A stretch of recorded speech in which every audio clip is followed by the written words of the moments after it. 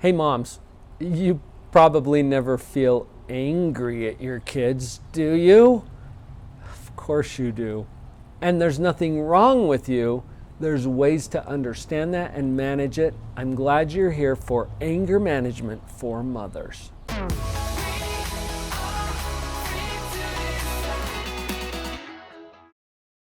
Anger management for mom. Let's put this in a top 10 list. That'll help us to put some organization around it. And there's some really important things that I'm saving for the last. So stay tuned. You're not going to want to miss that. Let's start with number 10. And it's a basic understanding of anger. What is anger? And how does it work inside of the human psyche and in interactions with other people? Number 10 is you get to learn about anger and how it affects you. Let's do a quick summary of what anger is, and then you can look at other videos here on our channel to get a more in-depth look at that. The quick version, our brain is designed to watch out for and monitor and pick up on threat. Anything that threatens us kicks us into fight or flight mode. Can you see how that relates to anger? Because usually with anger, it's a very, it's a fight mode way of taking on a threat. This is not helpful when we're talking about parenting and being a mom. Because if you're fighting, probably we're making a bigger problem, right? Yeah. So understanding how your brain naturally responds to threat and some of the things that you can do with it, that's the first thing on our list today at number 10. Coming in at number 9, right behind that, take care of yourself. Take care of yourself. Years ago, I learned this on an airplane. You've probably heard me share this example before. When you're getting ready to take off, on a commercial airplane and the flight attendant is going through the safety routine. You're supposed to follow along on your little laminated card. I hope you're doing that. I know I always do. As you're following along on the card, and as they get to a certain point in the routine, they say, if we happen to lose pressure in our cabin, these attractive yellow oxygen masks will fall from the ceiling.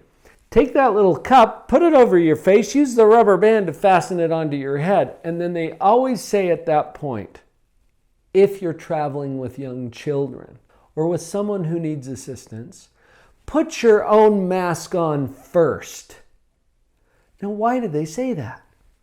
Because if you're out cold in the aisle, you're just in the way. You're part of the problem.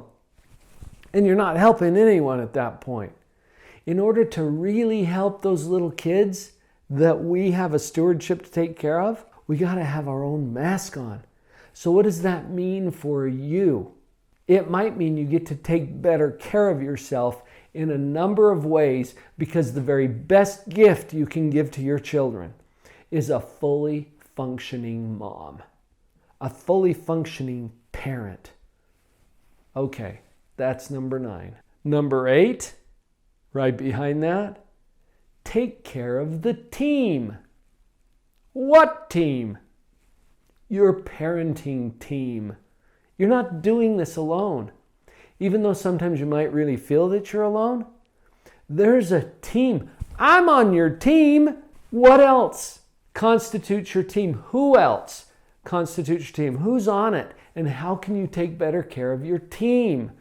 So after you take care of yourself, in number 9, we're going to move up to take care of the team. Your husband, your spouse, your partner. They're obviously on your team. Well, what if you don't have a husband or a spouse or a partner? Okay, well, who next is on your team? Is there some extended family? Do you have friends? Are there some people in your community?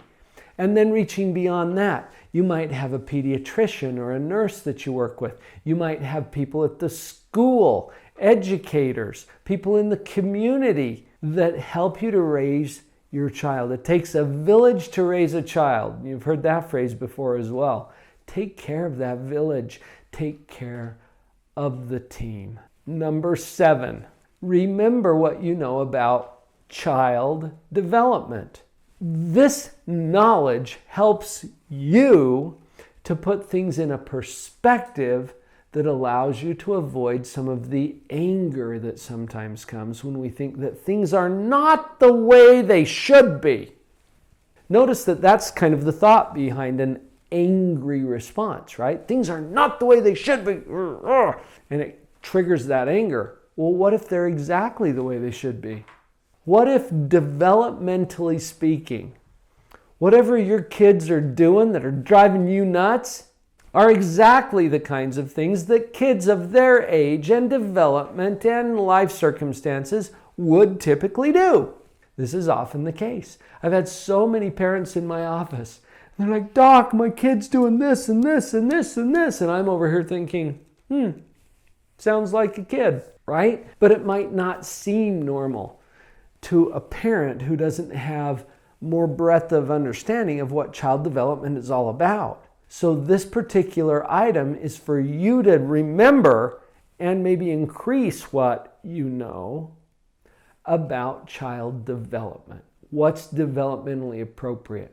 Talk to other moms, get on the blogs, follow the videos, and see if you can track what do we expect from these kids. Oh, and it's not just kids. I had a dad come in and he says, my teenager is doing this and that and this and that. This is not my kid. And I'm like, you're right, it's not your kid, it's your teen. They're different animals.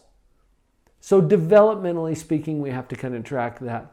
Our knowledge will help us to overcome some of the anger that we feel. That leads us right into number 6. Practice saying to yourself, if nothing else, things are exactly as they should be. Things are exactly as they should be. Developmentally, that may very well be true. What is it that's got you tipped over? It's something that you're saying is not the way it should be. Well, do you know? Do you know for sure? Like you've got some cosmic connection to the grand plan of all things, then you know for sure this is not the way it should be. My kid should not be doing that. No, you don't know that for sure, do you? But you're taking that position, and this is causing some of the anger. What if we switch the position? Things are exactly as they should be. Wait a minute. That's going to feel like you're lying to yourself, right? I kind of picked up on what you were thinking there. Well, maybe you are lying to yourself and you don't really realize it yet. What if you're lying to yourself about things are not the way that they should be? You don't know, but you're taking a position about it. I'm thinking, let's take a position that serves us well and puts us in a position to not experience that same anger and rage that comes up when we think that things are not the way they should be. If you believed that things are exactly as they should be, what would happen to the anger? Yeah, do you see that? There's no room for the anger anymore because, after all, things are exactly as they should be. Now, a little disclaimer here. They may not be the way you want them to be. That's okay. There's things we can do to improve our situation or to change things that are not to our liking. But switching your position on whether it should be that way or not is going to affect how you feel and the energy subsequently that you bring to the game of creating an upgrade. Okay, so let's take that seriously. Now moving up to number 5 on our list, enjoy the journey.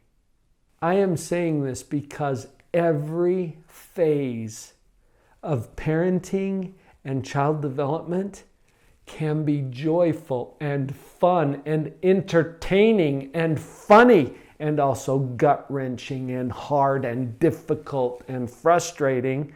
Yeah, we get both really. So your position that you took in point number 6 is going to set you up for enjoying the journey as number 5 on our list, because now you get to sit back thinking that things are exactly as they should be and enjoy the stage that your child is in right now. Whatever stage they're in, it doesn't last. It doesn't keep. My wife has a picture on the wall at home that has a saying on it. It says, all of the chores, I can't even remember all of the wording for it, but all of the chores that I have to do today, you can all go away because I'm rocking my baby, and babies don't keep. They really don't. My baby turned 21 this week, the week that we're recording this video. She just turned 21. She's an adult now. My baby. And it seems like yesterday. I know you hear this from old people like me all the time, right? It honestly blows my mind that all my babies have grown up and they're now adults, and some of them raising their own babies now. This is how life rolls. Babies don't keep, and neither do toddlers, and neither do little kids who are going to school, and neither do teenagers. Enjoy the journey. That leads us to number 4 on our countdown today. And this one is about perspective. Keep the perspective. That's number 4. I was reading a book years ago that had a scene in the book where a mom and a dad were lying in bed talking. You know, the pillow talk that happens sometimes between parents. And this father was really frustrated. He was so angry about an incident that happened the day before where the boys, all 3 of them, were out in the apple orchard and they were pulling little green apples off of the tree. This is a time in the season when the apples were just starting to develop. Little green apples, and they're pulling them off of the tree. And they tried a few of them. They were too sour. And so they just started using these apples as awesome ballistic devices to throw at each other as they're having wars out there in the orchard, right? They totally obliterated the apple crop. This isn't a big orchard, it's just a few trees. And so they did a lot of damage in a couple of hours that afternoon. Well, Dad's kind of frustrated and upset about that, and he's expressing this to his wife the next morning as they're lying in bed. His wife did something that I thought was brilliant. The way it's depicted in the book is she said, "Honey, but we're not raising apples. We're raising boys." Now, it's not that the apples aren't important, but what perspective does that bring back to the table? And notice that some of the things that frustrate us are just things. It's just stuff. And it's usually a mess or a disruption or something that kind of interferes with the flow of what we had planned as the adults who are in charge of things, right? When we back off from the mess and look at the greater perspective, and you can see, oh, we're not raising apples, we're raising boys. Oh, I'm not keeping a clean house, I'm raising a child. That perspective can really help, and helps to bring the anger levels down as you remember the perspective, the greater picture of what it is that we're doing. Now that leads us up to our top 3. And I've been excited to share these 3 with you because really this is where it's at. Coming in at number 3, remember who they are. Remember who they are. Your kids. Who are these people who showed up in my world and caused all this disruption and make me so mad? Who are they? Now, you might have different philosophies or perspectives on this, but at the very least, these are people. Yeah, they're kids, but kids are actually people. They grow up to be people like us, adults. Well, that's a little weird when you think about it, because somehow this little person showed up in your home, in your life, and who is this person? Every great person that we've read about through history, the presidents of the United States, for example, the leaders of countries and nations, the great composers, the authors, everybody started out as one of these little kids. Who are they? You don't even know who these little people in your world are going to grow up to be. Part of my point is They are already that person in a smaller, less mature form. I had the privilege and honor of hearing Dr. Jane Goodall speak just a few weeks ago. And as she was speaking, and she spoke so lovingly and in such a reverent, respectful way about her mother, who somehow saw in little Jane, who was dragging worms in from the garden and putting them in her bed to observe them and cover them up. Did mom see a little kid making a mess? Well, maybe she did, but she was able to get this perspective we're talking about. She knew who Jane was before Jane ever did. And she saw in young Jane a scientist, an observer. And she was able to see that, and the anger is not necessary when you see that this little kid is being who they are designed to be. Now, I've got other videos here in the Positive Parenting playlist that will help you with, well, what do I do if my kid brings mud into the bed? Yeah, we can deal with the behaviors. That's not an issue. I'm talking here about perspective and keeping you in a place where you don't get hijacked by anger. When you remember who they are, you can approach this in a way that is going to be affirming, and like with Dr. Jane Goodall, put your kids in a position to go out there and change the world. And she attributes that to her angel mom. Isn't that awesome? That leads us to number 2. What is your job? Number 2 on our list is to remember your job.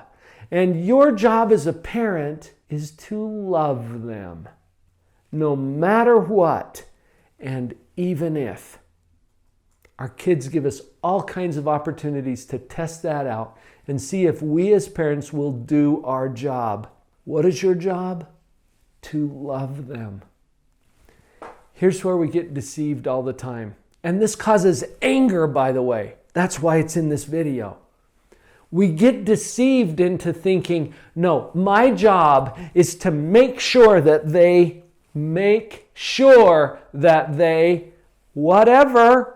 Right? Have you been there? Have you felt that? If my job is to make sure that they keep their room clean, which, by the way, little kids are not very good at, I know that because you're here today.